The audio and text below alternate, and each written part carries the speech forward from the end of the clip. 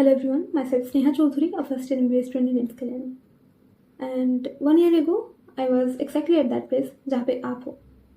वही anxiety, overthinking that will I be able to make it this year.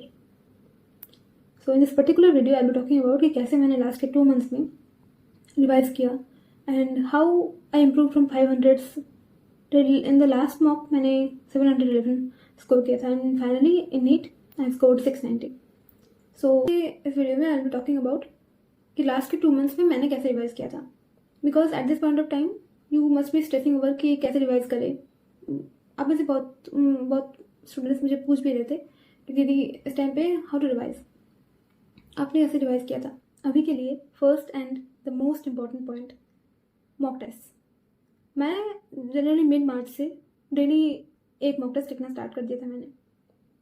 आप अभी जितना भी थ्योरी पढ़ लो, क्वेश्चन प्रैक्टिस कर लो, कुछ भी करो, but if you are not writing mock test, believe me you are not on the right track. आपको अभी मॉक टेस्ट लिखना स्टार्ट कर देना चाहिए.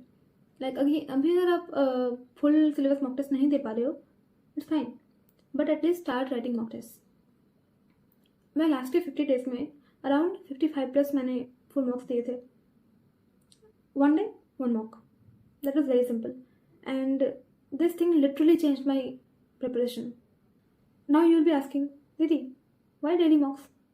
Why is it important?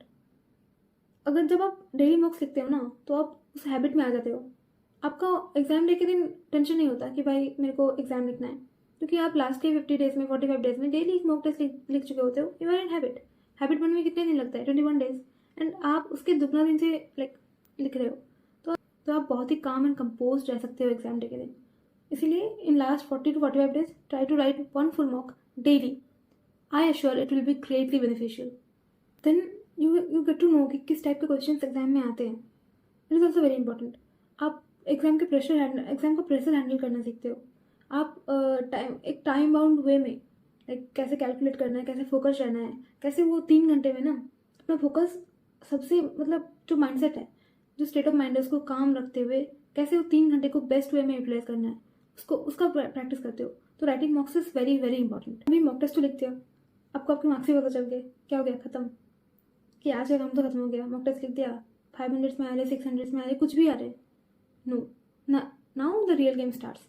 अभी आपको मॉक टेस्ट का एनालिसिस करना पड़ेगा. यू हैव टू नो कि कौन से कॉन्सेप्ट्स में गलती हुआ है. Go back to those concepts, learn them, उसको सीखो, उसके ऊपर कुछ क्वेश्चन प्रैक्टिस करो ताकि उसको रिटेन कर सको. ऐसे हो गया कि आपको कॉन्सेप्ट पता चल के ना. अगर आप किसी पैटर्न में गलती कर रहे हो, लाइक ओएमआर में मिस्टेक कर दिया या फिर फोकस नहीं बन पा रहा था, कुछ सिली मिस्टेक्स कर दिया, उसको पहचानो कि नहीं, मैंने ये नोट नहीं पढ़ा था, मैंने एक्सेप्ट नहीं पढ़ा था, इसीलिए क्वेश्चन गलत हो गया. उसको पहचानो. और हम कुछ केस वर्क्स भी करते हैं, लाइक गेस मार दिया, तुक्का मार दिया, एंड वो सही हो गया. उसको भी देखो कि नहीं भाई, मुझे ये कॉन्सेप्ट पता नहीं था, मैंने बस तुक्के से सही किया.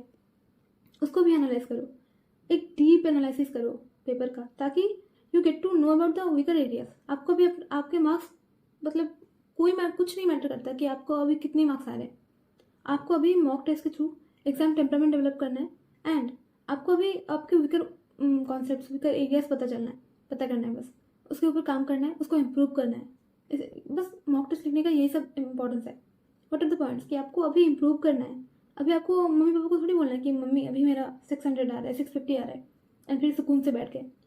नहीं, अगर बुरे मार्क्स आ रहे, अगर 500 में भी आ रहे हैं ना, तो हैव फेथ, इम्प्रूवमेंट हो सकता है. I have done this. And अगर आपको 650+ आ रहे हैं, बिलीव मी अभी ये टाइम है ना कि इसको रिटेन करना है. पहले जितने आ रहे हैं उसको हाथ से जाने नहीं देना है, रिटेन करो, एंड देन अपना कहाँ पे इम्प्रूव कर सकते हो, see for that. Now coming to the revision aspect. इस टाइम तक I was not done with my syllabus, तो मुझे सिलेबस कंप्लीट भी करना था. इसीलिए generally I use to write mock test in the morning. उसके बाद मैंने उसको एनालाइज कर लिया. देन मैं रात को क्या करती थी कि डायरी में लिख लेती थी what are the targets of my next day. तो मैं खोल के देखती थी कि भाई ये लेक्चर्स देखना है, यहाँ पे इस चैप्टर को पढ़ना है. तो मैं वो सब जो भी सिलेबस कंप्लीशन का काम होता था, उसके बाद मैं आफ्टरनून में वो सब कंप्लीट कर लेती थी. फिर शाम में आई यूज्ड टू लाइक कि एक बार रिवाइज करने बैठ जाती थी. देन कि बायो में I used to revise 1 chapter at least एक चैप्टर में बायो का एनसीईआरटी से रीडिंग देती थी. एंड ऑर्गेनिक मुझे पता था कि मेरा जो मेन वीकर एरिया है ना, फिजिक्स में बहुत कुछ मैं फॉर्मूला रिवाइज करके नहीं जा रही, कुछ चैप्टर्स अभी भी पेंडिंग है, तो वहाँ पे मेरे स्कोर्स इंप्रूव हो सकते हैं. And my organic chemistry was इतना डूबा हुआ था ना कि मैंने लास्ट के 2-2.5 महीने में ही उसको उठाया है, उसका लेक्चर देखा है, उसका एनसीईआरटी रीडिंग किया है। एंड ये सब फिजिकल केमिस्ट्री के लिए मैं मेनली क्लास नोट्स के जो भी मतलब कि इंपॉर्टेंट क्वेश्चन है, जो कि एक एक टाइप का होता है ना क्वेश्चन, उस टाइप के क्वेश्चन रिवाइज कर लेती थी। Then I used to go through the short notes. मैं शॉर्ट नोट्स लास्ट के टाइम पे बहुत बार रिवाइज किया मैंने, ताकि मैं उस टाइम पे फार्मूला प्रोड्यूस कर सकूँ यार। मतलब क्वेश्चन देखते ही मुझे लगे नहीं ये फार्मूला लगेगा, तो उसके लिए I have to go through the short notes multiple times. आपको फार्मूला रिवाइज करना पड़ेगा इतने बार ताकि मतलब आपको हिट कर जाए। एग्जाम में क्वेश्चन देखती अरे नहीं, इस क्वेश्चन में ये फार्मूला लगेगा, that has to come to your mind. इसीलिए फिजिक्स एंड फिजिकल केमिस्ट्री के लिए आई विल सजेस्ट कि आप फार्मूला रिवाइज करो, पीवाईक्यू बेस्ट क्वेश्चन प्रैक्टिस करो। पीवाईक्यू करना बहुत इंपॉर्टेंट है। Like physics and physical chemistry में ना, फिजिकल केमिस्ट्री में तो बहुत होता है, लाइक पीवाईक्यू से ही डिराइव क्वेश्चन देते हैं वो लोग। तो पीवाईक्यू करना is very very very important at this point of time. Revision के लिए आई विल सजेस्ट कि आपको पता ही होगा कि आपके वीकर एरियाज कहाँ कहाँ हैं, कौन सी जगह पे आपको इम्प्रूव करना है, कौन सी चीज़ें हैं जो कि आप जल्दी जल्दी भूलते हो, तो उसको बार बार रिवाइज करना होगा। लाइक बायोडाइवर्सिटी वाले चैप्टर्स ना मैं बहुत फ्रिक्वेंटली रिवाइज करती थी, एंड एग्जाम में मैं तब भी एक क्वेश्चन गलत हो गया बायो का उसी चैप्टर से, खैर। तो मैं उसको इतना फ्रिक्वेंटली रिवाइज करती थी ना, ताकि मुझे वो डेटाज वगैरह जो भी है मुझे वो याद रह पाए। एंड ऑर्गेनिक केमिस्ट्री में मैंने लास्ट के मंथ्स में एनसीईआरटी पढ़ना स्टार्ट किया था, but I used to read it very frequently. मैंने बहुत बार पढ़ा है, तो उससे क्या होता है कि एग्जाम में बहुत इजीली क्वेश्चन सॉल्व होते हैं। तो अभी रिवीजन के लिए ऑर्गेनिक, इनऑर्गेनिक एंड बायो आप एनसीईआरटी अच्छे से पढ़ो, लाइक दिमाग को शांत रख के पढ़ो कि नहीं अभी भी टाइम है, you have to utilise it. अभी भागम दौड़ी मत करो कि नहीं टाइम नहीं है, छोड़ो एनसीईआरटी नहीं पढ़ते, शॉर्टकट कुछ देख लेते हैं। नो, अभी भी टाइम है, उसको अच्छे से प्लान करो, टाइम वेस्ट मत करो, टाइम जितना भी है उसको यूटिलाइज करो। देन बिलीव मी बहुत अच्छा होगा। Now listen to my words very carefully. ये लास्ट के जो 2 महीने होते हैं ना, उसमें माइंडसेट बहुत इंपॉर्टेंट रोल प्ले करता है। हमको लगता है कि मॉक टेस्ट के स्कोर से हमें लाइक पता चलेगा कि सिलेक्शन होने वाला है कि नहीं, कितना अच्छा होने वाला है, वही सब कुछ डिटरमाइन करता है। बट बिलीव मी नहीं होता ऐसा कुछ भी। मैं खुद भी मार्च में 500 में स्कोर कर रही थी, मार्च के इनिशियल पॉइंट में। फरवरी में तो मैंने एक बार भी 600 टच नहीं किया। मार्च के भी लास्ट तक जाते जाते मेरे 600 प्लस आने लगे।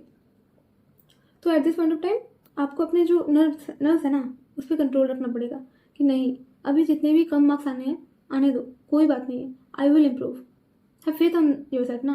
अभी आप नेगेटिविटी को अफोर्ड नहीं कर सकते कि बहुत नेगेटिविटी है, चारों तरफ बहुत नेगेटिविटी है यार। खुद के लिए और नेगेटिविटी क्रिएट मत करो, क्योंकि द मोर काम यू आर, आप अच्छे से अप्रोच कर पाते हो। आपको ऑलवेज पम्प्ड अप नहीं रहना है, आपको काम रहना है, ताकि you can get about the situation कि क्या चल रहा है, कैसे इंप्रूव करना है। दिमाग शांत होगा तभी तो अच्छे से डिसीजन ले पाओगे ना।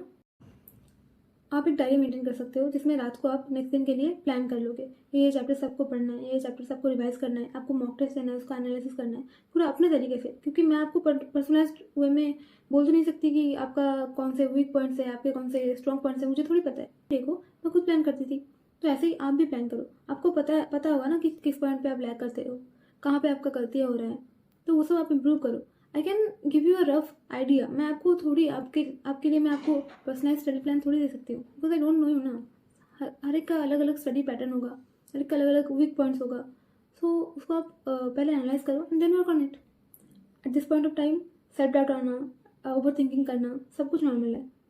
लाइक मैंने ऐसे भी कुछ लोग देखे हैं, मैं जहाँ पे टेस्ट नहीं आती थी, बहुत लोग ऐसे भी थे जो जिनके इनिशियल टाइम से ही 620 प्लस 630 प्लस आ रहे थे, एंड लास्ट तक देते थे भी वो लोग बहुत अच्छे कर रहे थे, बट एग्जाम डे पे उनका अच्छा स्कोर नहीं आया। वाई? बिकॉज वो जो रिदम है ना, वो सेल्फ लाइक उसको आप वो लोग मेंटेन नहीं कर पाए। वहाँ पे जाके जो काम रहना होता है, कंपोज रहना होता है, वो नहीं कर पाए। तो टेंशन लेने से कुछ अच्छा तो होने वाला है नहीं। इसीलिए लाइक फोकस ऑन कि आपको कैसे इंप्रूव करना है, फोकस ऑन द ड्यूटीज। अभी ओवर थिंकिंग करने का टाइम नहीं है। खुद को शांत रखो, देखो कि कैसे जाना है, आगे कैसे इम्प्रूव करना है। बिकॉज आफ्टर 2 मंथ्स जितना सोचना है, जो कुछ करना है कर लेना। अभी टाइम वेस्ट करके लाइक ओवर थिंकिंग में, नेगेटिविटीज़ में, दूसरे लोग क्या सोच रहे हैं मेरे बारे में, अभी ये सब आपको नहीं सोचना है। अभी सिर्फ प्लान बनाना है, उसको इम्प्लीमेंट करना है। अपने वीकर एरियाज को आइडेंटिफाई करो, उसको इम्प्रूव करो, मॉक टेस्ट दो, एनालिसिस करो, रिवाइज करो, बस इतना ही तो करना है। और लास्ट के कुछ दिनों में 1 मॉक अ डे अगर आप ये फॉलो करते हो ना, लास्ट के 45-50 डेज में, बिलीव मी आपका सिलेक्शन बहुत बहुत बहुत मतलब होने का चांस बहुत स्ट्रेंथन हो जाता है। मैंने खुद मतलब डिफरेंस देखा है मेरे अंदर, that's why I am suggesting this to you. तो बस यही पढ़ते रहो, अच्छे से प्लान करो एंड इम्प्लीमेंट करो. इसके बाद भी if you have any doubts you can ask me in the comment section and see you in the next video. Bye.